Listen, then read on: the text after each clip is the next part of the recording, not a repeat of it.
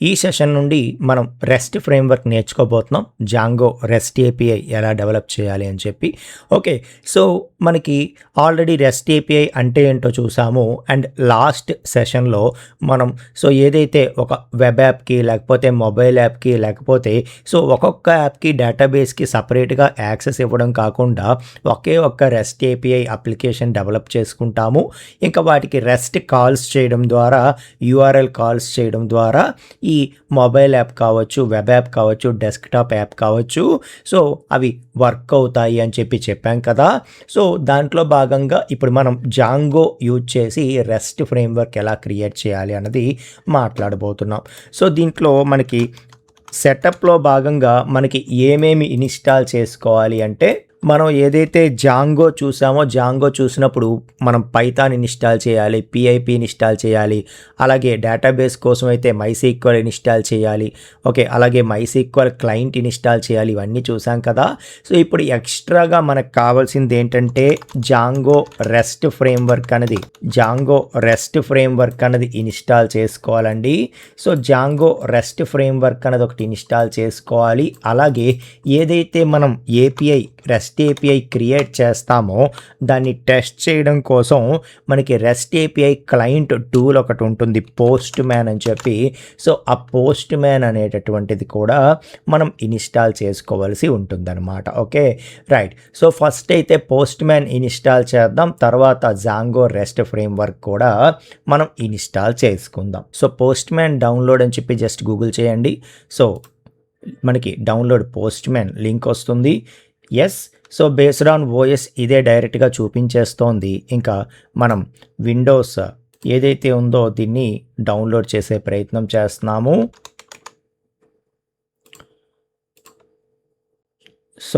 Email ID ఇస్తున్నా. Email ID ఇచ్చిన తర్వాత డైరెక్ట్గా మనకి డౌన్లోడ్ అని చెప్పి ఒక మెయిల్ వస్తుంది. ఆ బటన్ మీద క్లిక్ చేస్తే చాలు మనకి ఈ పోస్ట్ మ్యాన్ అన్నది డౌన్లోడ్ అయిపోతుంది. డౌన్లోడ్ అయిన వెంటనే దాన్ని ఓపెన్ చేసి ఇన్స్టాల్ చేసేద్దాం. గూగుల్తో లాగిన్ అవ్వచ్చు, లేదు అంటే మనం అకౌంట్ కూడా క్రియేట్ చేసుకోవచ్చు. ఒక ఫ్రీ అకౌంట్ క్రియేట్ చేయమని అడుగుతోంది. ఎస్, ఫ్రీ అకౌంట్ క్రియేట్ చేసేద్దాం. Create free account, create free account.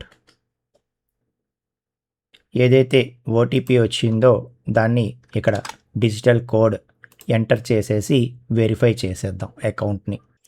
Open and here save the password. Okay, fine. Create account చేసేసి మనం ఇంకా లాగిన్ అయిపోతున్నాం. విండోస్ ఫైర్వాల్ ఎలా చేయమంటావా అంటే ఎస్ క్లిక్ చేశాను. Connect to A local folder అంటే ఎస్ క్లిక్ చేసేసాను. ఓకే, ఇంకా దీనికంటూ ఒక ఫోల్డర్ ఎక్కడైనా సెలెక్ట్ చేసుకోమని అడుగుతోంది. మనం ఏం చేద్దామంటే జాంగో ప్రాజెక్ట్స్ ఏదైతే ఉందో మన జాంగో ప్రాజెక్ట్స్ని నేను సెలెక్ట్ ఫోల్డర్గా సెలెక్ట్ చేసేస్తాను. What's your name? I'm Telugu web గురు.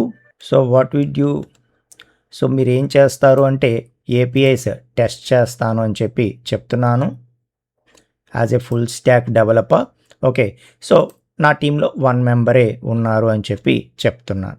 ఇక్కడ టెస్ట్ ఏపీఐస్, ఇంకా వన్స్ అక్కడ బటన్ మనం క్లిక్ చేయగానే మనకి ఎవ్రీథింగ్ ఇక్కడ రెడీ అయిపోయింది. ఇందులో కూడా ఏఐ టూల్స్ అనేవి ఇంటిగ్రేట్ చేయడం జరిగింది. ఆల్రెడీ మీరు అబ్జర్వ్ చేస్తున్నారు.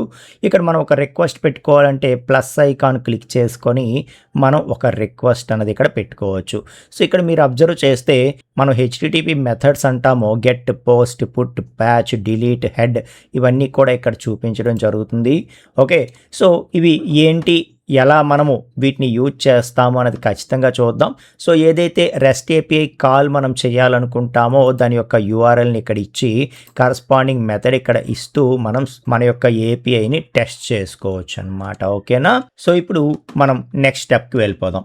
పోస్ట్ మ్యాన్ అన్నది ఎస్ సక్సెస్ఫుల్గా మనం ఇన్స్టాల్ చేసేసాము. ఇప్పుడు జాంగో రెస్ట్ ఫ్రేమ్వర్క్ ఎలా ఇన్స్టాల్ చేయాలి అనేది చూద్దాం.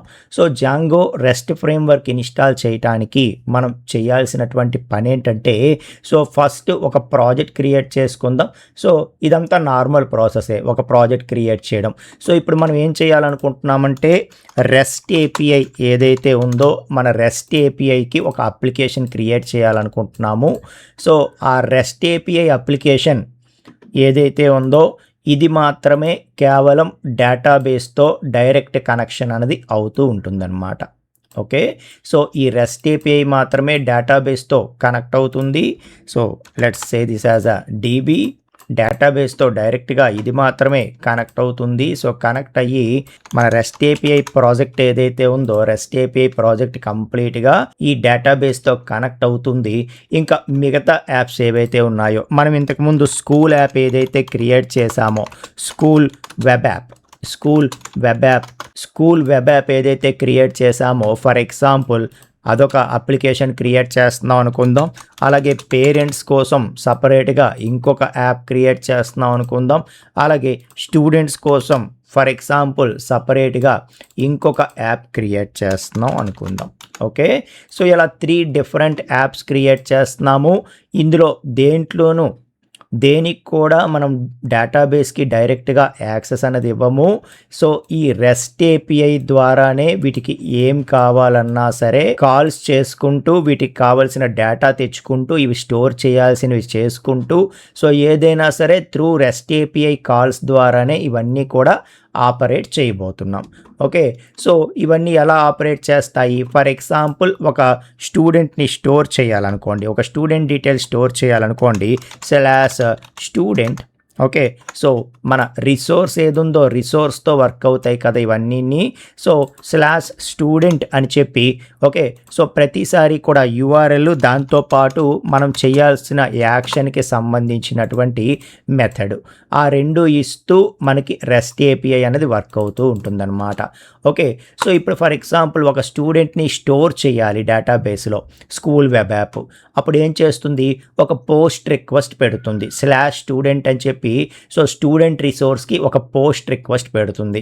సో ఇక్కడ స్టూడెంట్ రిసోర్స్కి మనం రిక్వెస్ట్ పెడుతున్నాము, మెథడ్ ఏమో పోస్ట్ అంటున్నాం. పోస్ట్ మెథడ్ అనేది దేన్ని రిప్రజెంట్ చేస్తూ ఉంటుందంటే డేటాని ఇన్సర్ట్ చేయడానికి. ఓకే, సో మన హెచ్టిటిపి మెథడ్స్లో ప్రతిదీ కూడా మనం చేయబోయే యాక్షన్ని రిప్రజెంట్ చేస్తూ ఉంటాయి. ఎందుకంటే ఇక్కడ మనము యాక్షన్ దీంట్లో ఇవ్వము, యూఆర్ఎల్లో ఆల్వేస్ /student అనే అంటాం. సో ఇన్సర్ట్ చేసిన /student, గెట్ చేసిన /student, ఒక స్టూడెంట్ తాలూకా డీటెయిల్స్ అప్డేట్ చేసిన /student. సో ఎవరిదైనా సరే మనం /student అనే అంటాం అన్నమాట. ఓకే, సో ఒక కొత్త స్టూడెంట్ని స్టోర్ చేయాలన్నా, ఫర్ ఎగ్జాంపుల్ ఒక న్యూ స్టూడెంట్ని మనం డేటాబేస్లో ఇన్సర్ట్ చేయాలన్నా /student అంటాము. ఓకే, సో అలాగే ఉన్న స్టూడెంట్ని అప్డేట్ చేయాలన్నా /student అంటాము. అప్పుడు ఏం చేస్తామంటే అన్నిటికీ /student అనే ఇస్తున్నప్పుడు, ఓకే, సో అప్డేట్ చేయాలన్నా /student అంటాము. అలాగే ఒక స్టూడెంట్ని డిలీట్ చేయాలన్నా /student అంటాము యూఆర్ఎల్. అలాగే ఒక ఉన్న స్టూడెంట్ని గెట్ చేయాలన్నా /student అనే అంటాము. అలాగే ఆల్ స్టూడెంట్స్ని మనం గెట్ చేయాలన్నా సరే /student అనే అంటాము. సో ఏదైనా /student అనే యూఆర్ఎల్ ఇస్తామన్నమాట. సో ముందర మన డొమైన్ ఏదైతే ఉందో ఆ డొమైన్ అన్నది వస్తుంది. ఫర్ ఎగ్జాంపుల్ 127.0.0.1 సో ఆ పోర్ట్ నెంబర్ ఉంటుంది కదా, అది మన డొమైన్ నేమ్. ఇదే మనం క్లౌడ్లో హోస్ట్ చేసిన తర్వాత for example Telugu web Guru school app .com /student. Okay, so మన డొమైన్ నేమ్ /student మనం ఇన్సర్ట్ చేయాలన్నా ఇందులో ఏ యాప్ అయినా సరే, ఇప్పుడు ఫర్ ఎగ్జాంపుల్ ఒక స్టూడెంట్ని ఇన్సర్ట్ చేయాలి డేటాబేస్లో, న్యూ స్టూడెంట్ని, లేకపోతే ఉన్న స్టూడెంట్ని అప్డేట్ చేయాలి, డిలీట్ చేయాలి, ఏం చేయాలన్నా సో యూఆర్ఎల్ /student అని చెప్పే ఈ రెస్ట్ ఏపీఐకి రిక్వెస్ట్ పెట్టుకుంటాయి అన్నమాట. సో /student అంటే ఇన్సర్ట్ చేయమన్నా /student, అప్డేట్ చేయమన్నా /student, డిలీట్ చేయమన్నా /student, గెట్ చేయమన్నా /student, ఒక సింగిల్ స్టూడెంట్ గెట్ చేయమన్నా /student, ఆల్ స్టూడెంట్స్ని గెట్ చేయమన్నా /student. మరి అన్నిటికీ సేమ్ యూఆర్ఎల్ అయితే ఏం చేయాలో దానికి ఎలా తెలుస్తుంది అని అంటే, సో అది ఎలా తెలుస్తుంది అంటే బేస్డ్ ఆన్ మనం ఇక్కడ ఇచ్చేటటువంటి ఈ మెథడ్ అనమాట. హెచ్టిటిపి మెథడ్ వల్ల మనం ఏం యాక్షన్ చేయాలనుకుంటున్నామో రెస్ట్ ఏపీఐకి తెలుస్తుంది, రెస్ట్ ఏపీఐ ప్రాజెక్ట్కి తెలుస్తుంది. సో ఎప్పుడైతే అప్డేట్ అంటూ ఉన్నామో అప్పుడు మనము పుట్ అనేటటువంటి మెథడ్తో మనం కాల్ చేస్తాం. ఎప్పుడైతే /student పుట్ మెథడ్ అన్నామో ఉన్న స్టూడెంట్ని అప్డేట్ చేస్తున్నాము అని అర్థం అనమాట. సో ఆల్రెడీ ఉన్న స్టూడెంట్ని అప్డేట్ చేస్తున్నాము అని చెప్పేటప్పుడు ఉన్న స్టూడెంట్లో ఏ స్టూడెంటు అంటే అది మనం ఇక్కడ ఐడి ద్వారా చెప్తాం. ఓకే, సో కొత్త స్టూడెంట్ని ఇన్సర్ట్ చేస్తున్నప్పుడు ఇంకా మనము అతనికి ఐడి అప్పటికే అలాట్ అవ్వదు, కొత్త స్టూడెంట్ని ఇన్సర్ట్ చేస్తున్నాం కాబట్టి. సో ఇన్సర్ట్ చేసేటప్పుడు పోస్ట్ చేసేటప్పుడు మనం స్లాష్ ఏమీ ఇవ్వక్కర్లేదు. కానీ అప్డేట్ చేసేటప్పుడు ఆల్రెడీ స్టూడెంట్స్ ఉన్నారు, 1 ఐడితో ఒక స్టూడెంట్ ఉన్నాడు, 2 ఐడితో ఒక స్టూడెంట్ ఉన్నాడు, 3 ఐడితో ఒక స్టూడెంట్ ఉన్నాడు. ఇప్పుడు అందులో ఎవరిని మనం అప్డేట్ చేయాలనుకుంటున్నాము అంటే 3 ఐడితో ఎవరైతే స్టూడెంట్ ఉన్నారో అని చెప్పి ఆ డీటెయిల్ ఇస్తూ /student/3 అని ఇస్తూ పుట్ అంటాం. పుట్ అంటున్నాము అంటే అప్డేట్ చేయాలనుకుంటున్నాము ఎవరిది, /3 అంటే 3 ఐడి ఉండేటటువంటి స్టూడెంట్ది అని చెప్పి మనం చెప్తున్నట్టు రెస్ట్ ఏపీఐకి. అదే పోస్ట్ అంటూ /student అంటున్నాము అంటే మనము న్యూ స్టూడెంట్ తాలూకా డీటెయిల్స్ ఇచ్చి అది ఇన్సర్ట్ చెయ్యు అని చెప్పి చెప్తున్నాము అని చెప్పి ప్రాజెక్ట్ అర్థం చేసుకుంటుంది. అలాగే మనము ఏదైతే డిలీట్ అని అంటూ /student అని చెప్పి అన్నాం అనుకోండి, ఇక్కడ కూడా మనం ఏం చేయాలంటే అందరు స్టూడెంట్స్ని డిలీట్ చేసేయడం కాదు కదా. సో ఎవరో ఒక పర్టికులర్ ఐడి ఉండేటటువంటి స్టూడెంట్ని మనం డిలీట్ చేయాలనుకుంటున్నాం. అప్పుడు /student/2 అంటే ఐడి = 2 ఏ స్టూడెంట్ ఉంటాడో అతనికి డిలీట్ చేయాలనుకుంటున్నాము అని చెప్పి ప్రాజెక్ట్ అర్థం చేసుకుంటుంది. సో /student/2 అంటున్నాం, వెంటనే అక్కడ మెథడ్ చూసుకుంటుంది. డిలీట్ అంటే ఆ పర్టికులర్ స్టూడెంట్ని డిలీట్ చేసేస్తుంది, అప్డేట్ అంటే ఆ పర్టికులర్ స్టూడెంట్ని అప్డేట్ చేసేస్తుంది అనమాట. సో అదే గెట్ అని చెప్పి మనం గెట్ 1 డీటెయిల్ 1 స్టూడెంటా లేకపోతే గెట్ ఆల్ స్టూడెంట్సా. సో గెట్ 1 స్టూడెంటా గెట్ ఆల్ స్టూడెంట్సా అన్నది బేస్ చేసుకొని సో ఇక్కడ మనం ఏం చేస్తామంటే సో గెట్ 1 స్టూడెంట్ అయినా సరే మనం యూజ్ చేయాల్సింది గెట్ మెథడే. Okay, so get all students అయినా సరే మనం చేయాల్సింది గెట్ మెథడే. ఏదైనా సరే మనం చేయాల్సింది గెట్ మెథడే. అయితే ఓకే, సో మరి ఒక్క స్టూడెంటు అన్నప్పుడు మనం ఏం చేయాలి, ఆల్ స్టూడెంట్స్ అంటే మనం ఐడి చెప్పక్కర్లేదు, అందరిది తెచ్చేయి అని చెప్పి అడుగుతున్నాం. అందరు students data select star from equivalent అనమాట. ఓకే, సో అదే ఒక్క స్టూడెంట్ని గెట్ చేయాలి అంటే మనం ఏం చెప్పాలి, మళ్ళీ ఇక్కడ మనం ఐడి అన్నది ఇవ్వాల్సి ఉంటుంది. ఆ ఒక్క స్టూడెంటు నాకు కావాలి, 1 ఐడి ఉండేటటువంటి స్టూడెంట్ నాకు కావాలి, 4 ఐడి ఉండేటటువంటి స్టూడెంట్ కావాలి అని చెప్పి అర్థమవుతుందా. సో ఈ యాప్స్ అన్నీ ఏం చేస్తాయి అంటే ఇంకా డేటాబేస్ కనెక్షన్ వీటికి ఉండదు. ఇవి కొత్త స్టూడెంట్ తాలూకా డీటెయిల్స్ స్టోర్ చేయాలనుకోండి. సో కొత్త స్టూడెంట్ తాలూకా డీటెయిల్స్ని ఎలా స్టోర్ చేస్తాయి, /student అని చెప్పి ఒక కాల్ చేస్తుంది ఇక్కడికి రెస్ట్ ఏపీఐకి. ఓకే, సో /student అని చెప్పి కాల్ చేస్తుంది, చేస్తూ పోస్ట్ అంటుంది అనమాట, పోస్ట్ మెథడ్తో కాల్ చేస్తుంది. సో ఎప్పుడైతే /student అంటుంది కాబట్టి స్టూడెంట్ రిసోర్స్ మీద సమ్ యాక్షన్ పెర్ఫామ్ చేస్తున్నాము. ఏం యాక్షన్ అంటే పోస్ట్ అంటుంది కాబట్టి ఇన్సర్ట్ చేస్తున్నాము. ఓకే, సో మరి ఇన్సర్ట్ చేస్తున్నప్పుడు ఆ కొత్త స్టూడెంట్స్ తాలూకా డీటెయిల్స్ ఇవ్వాలి కదా. ఆ డీటెయిల్స్ ఏ రూపంలో ఇస్తుంది అంటే JSON రూపంలో ఇస్తుంది. సో స్టూడెంట్ తాలూకా డీటెయిల్స్ ఇవ్వాలి. ఎప్పుడెప్పుడు ఇవ్వాలి, ఒక కొత్త స్టూడెంట్ని మనం స్టోర్ చేస్తున్నప్పుడు ఇవ్వాలి. కొత్త స్టూడెంట్ స్టోర్ చేస్తున్నప్పుడు కొత్త స్టూడెంట్ని ఇన్సర్ట్ చేయమని చెప్తున్నాం కదా. ఇప్పుడు ఈ కేసులో మనం సో ఇది స్టూడెంట్ డీటెయిల్స్, స్టూడెంట్ నేమ్ ఇది, స్టూడెంట్ క్లాస్ ఇది అని చెప్పి మనం ఇవ్వాలి కదా. ఫాదర్ నేమ్ ఇది, మదర్ నేమ్ ఇది, కాంటాక్ట్ ఇది అని ఇవ్వాలి కదా. ఓకే, సో అలా మనం కొత్త డేటా ఇన్సర్ట్ చేస్తున్నప్పుడు మనం స్టూడెంట్ డీటెయిల్స్ ఇవ్వాలి. ఓకే, సో అప్పుడు మనం ఏం చేస్తామంటే ఏదైతే మన JSON ఉందో JSON ఫార్మేట్లో okay, so key:\value, key:\value. So ఇలాగా మనం JSON ఫార్మేట్లో డేటా అన్నది ఇస్తామన్నమాట.